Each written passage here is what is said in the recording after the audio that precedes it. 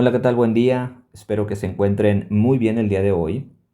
En el video anterior vimos los postulados de Euclides, estábamos viendo dichos postulados y algunos postulados o algunas propiedades más bien, algunas propiedades geométricas que nosotros incluimos en el apartado de postulados. El día de hoy vamos a dar las últimas definiciones previas a entrar de lleno ya a la demostración de las proposiciones. Vamos a empezar con una definición de triángulo. No habíamos dado una definición de triángulo, pero ya vamos a dar dicha definición y la clasificación de los triángulos. Bien, dice definición: llámese triángulo al espacio limitado por tres rectas que se cortan. Entonces aquí tenemos tres rectas, vamos a llamarles por comodidad la recta L1, la recta L2 y la recta L3. Dichas rectas se cortan en los puntos, vamos a llamarle punto A, punto B y punto C.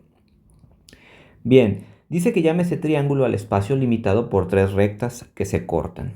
Es decir, este pequeño espacio que está aquí es el que vamos a llamar triángulo. Entonces, ¿cuáles son las partes de este triángulo? Para este triángulo, que por cierto le vamos a llamar triángulo ABC, entonces tiene sus lados AB, BC y AC. Esos son sus lados. Y los ángulos, bueno, el ángulo A, el ángulo B y el ángulo C. Esos son los ángulos. Ahí está. Entonces, por supuesto que para usar esta definición es el espacio limitado por tres rectas que se cortan. Bueno, esas tres rectas no pueden cortarse en un único punto. Se cortarían en diferentes puntos y el espacio que limita esas rectas o esos segmentos, en este caso estos segmentos, es lo que denominamos triángulo. Bien, una vez que ya dimos esta definición de es el espacio limitado por tres rectas que se cortan, vamos a dar una pequeña clasificación de estos triángulos. Primero, clasificación de los triángulos según sus lados. El triángulo escaleno es cuando sus tres lados son desiguales. Es decir, aquí en la figura de arriba vamos a darle nombre, vamos a suponer que este es el punto A, el punto B y el punto C. Si este triángulo es escaleno, significa que todos sus lados son desiguales. Entonces lo pondremos así. El lado AB es desigual al BC, que a su vez es desigual al AC. Todos sus lados son desiguales entre sí. Ese es el escaleno. No tiene lados iguales. A diferencia del isósceles, que es el que está aquí abajo, que es cuando dos de sus lados son iguales. Es decir, si lo nombramos aquí con los vértices ABC, entonces este es isósceles, ya que AB es igual a BC. Entonces un triángulo isósceles es aquel que tiene dos de sus lados iguales. El equilátero. El equilátero es cuando sus tres lados son iguales. Es decir, en este que tenemos aquí, este es el punto A, el punto B y el punto C, el vértice C. Entonces en el equilátero sus tres lados son iguales, es decir, el lado AB es igual al BC, es igual al AC. Fíjense bien en la pequeña relación que hay entre el isósceles y el equilátero. En el isósceles dos de sus lados son iguales para que sea isósceles, pero en el equilátero los tres lo son. En otras palabras, un triángulo equilátero es isósceles, pero un triángulo isósceles no puede ser equilátero. He ahí la cuestión. Entonces, bueno, ya tenemos la clasificación de los triángulos según sus lados, el escaleno, el isósceles y el equilátero. Vamos a ver la clasificación según sus ángulos. Ok, Aquí, el triángulo rectángulo es aquel que tiene un ángulo recto. Vamos a suponer que ese es el triángulo ABC. Y vamos a llamarle al ángulo A, que es el ángulo recto. Recordemos que el ángulo recto lo podemos denotar con un pequeño cuadrito, así como está aquí en esta figura, indicando que es un ángulo recto. Entonces un triángulo rectángulo tiene un ángulo recto. En este caso el ángulo A es un ángulo recto, o sea, un ángulo de 90 grados. En el de abajo, el triángulo obtusángulo es cuando tiene un ángulo obtuso. En este caso, en esta figura que tenemos aquí en verde, el ángulo B es un ángulo obtuso, es decir, aquel que mide más de 90 grados pero menos que 180. En este caso, el ángulo B mide más que 90 grados pero menos que 180 grados. Ese es un triángulo obtusángulo, cuando tiene un ángulo obtuso. Ya más adelante vamos a demostrar que un triángulo no puede tener más de un ángulo recto y no puede tener más de un ángulo obtuso. Triángulo acutángulo, cuando sus tres lados son agudos. En esta figura que tenemos aquí en verde, dámosles los mismos nombres, ABC, para no perder la costumbre.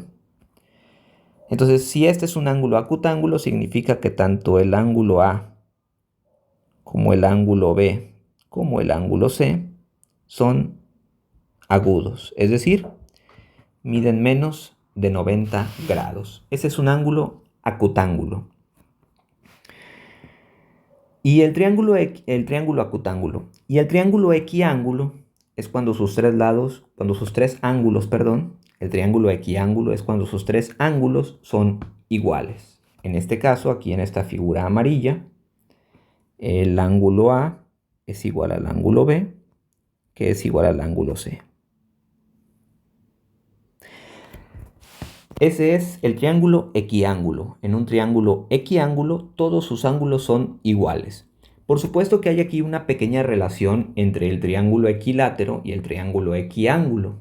Más adelante se va a demostrar que todo triángulo equilátero es equiángulo y que todo triángulo equiángulo es equilátero.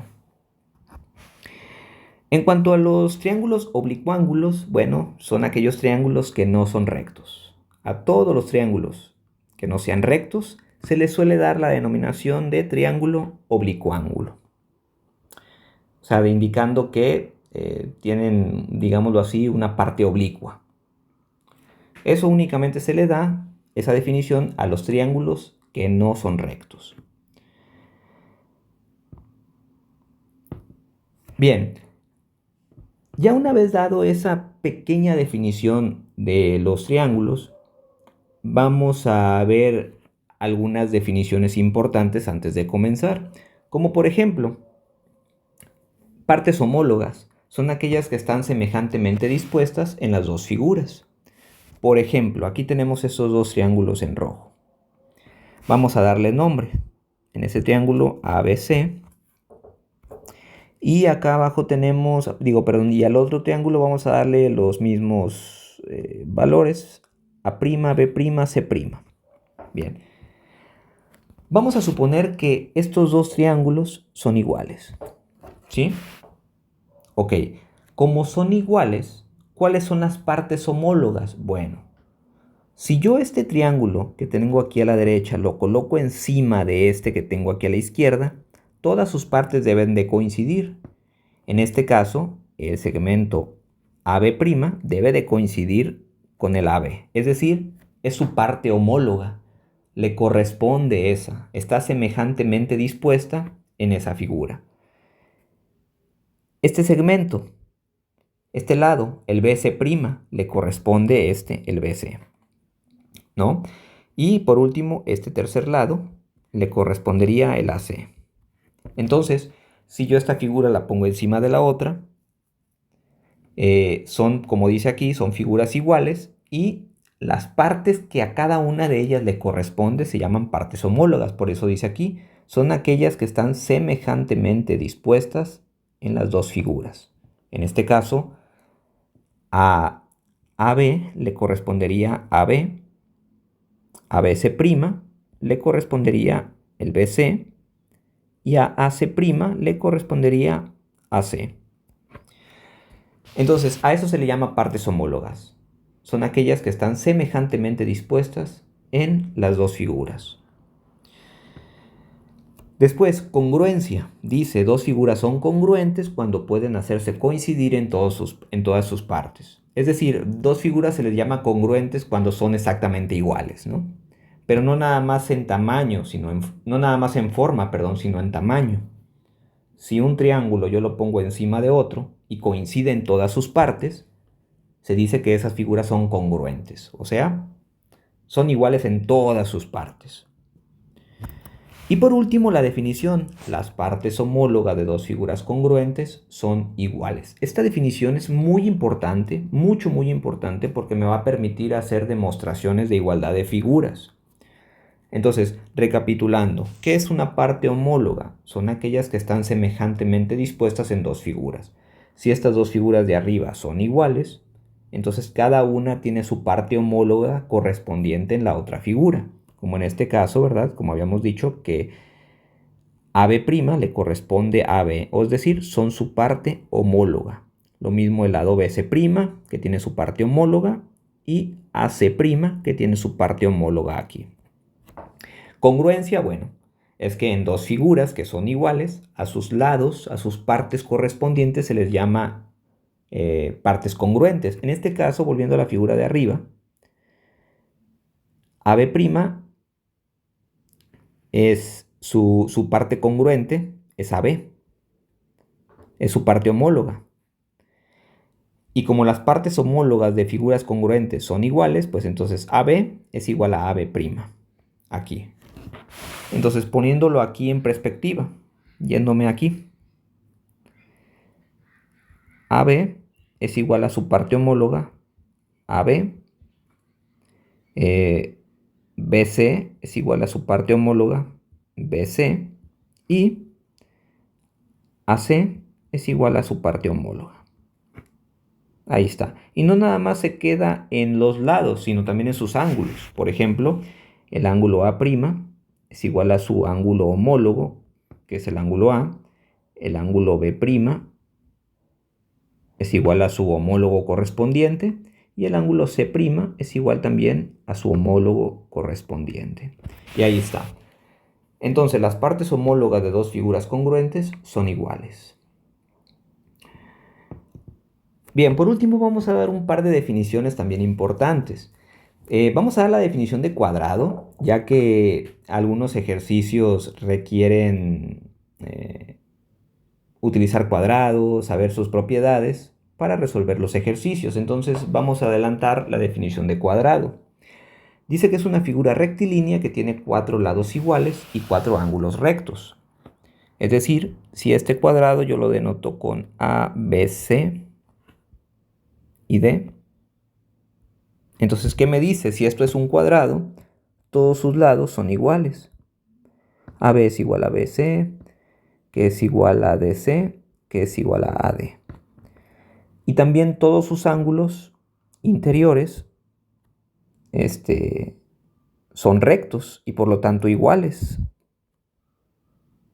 Es decir, el ángulo A es igual al ángulo B, que es igual al ángulo C, que es igual al ángulo D, igual a 90 grados. Porque todos los ángulos rectos son iguales, recordando la definición. Entonces, esa es la principal propiedad de un cuadrado. No basta con que sus 4 lados sean iguales. Los 4 ángulos deben de ser iguales y por tanto deben de ser rectos. Ya después se va a demostrar el por qué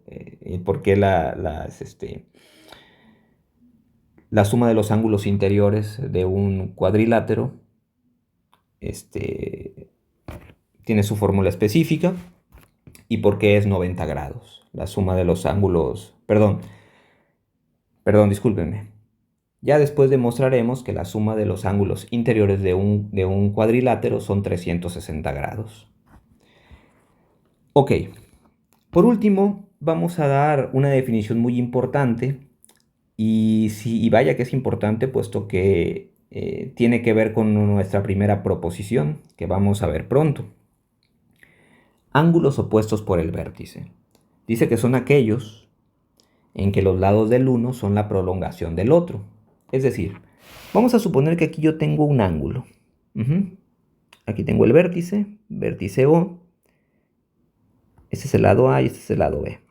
Entonces tengo aquí yo el ángulo AOB. ¿Sí? Si yo, a partir de aquí del vértice, yo prolongo el lado OA, lo prolongo hacia acá, y prolongo también el lado OB, aquí entonces se me forma otro ángulo. Vamos a llamarle aquí C y aquí D. Se me forma otro ángulo. Se me forma el ángulo DOC. Bueno, entonces, tanto el ángulo DOC como el AOB se les llama opuestos por el vértice. Es muy importante esta definición. Dos ángulos opuestos por el vértice son aquellos en los que los lados del uno son las prolongaciones del otro. También se puede usar sobre todo cuando se cortan dos rectas. Vamos a suponer que tenemos aquí la recta L1 y la recta L2 que se cortan en O. ¿Sí? Entonces, este ángulo al que yo voy a llamar alfa y este ángulo al que yo voy a llamar beta son opuestos por el vértice. ¿Por qué? Porque están formados por dos rectas. Es decir, la prolongación del 1, los lados de uno son las prolongaciones del otro, igual aquí. Los lados de uno son las prolongaciones del otro. O sea, sus lados están respectivamente en línea recta, vamos a decirlo así. Entonces, esos son los ángulos opuestos por el vértice. Son aquellos en que los lados del uno se forman prolongando las del otro. Ya en la primera proposición, bueno, vamos a demostrar que estos ángulos tienen que ser iguales. Muy bien, por lo pronto le vamos a dejar hasta aquí. Ya próximamente vamos a empezar a demostrar algunas proposiciones en base a las definiciones que hasta ahorita hemos visto. Si nos faltara alguna proposición, bueno, y en su momento la damos a conocer. Bien, por mi parte es todo. Que tengan un excelente día. Espero que me haya sabido explicar. Hasta pronto.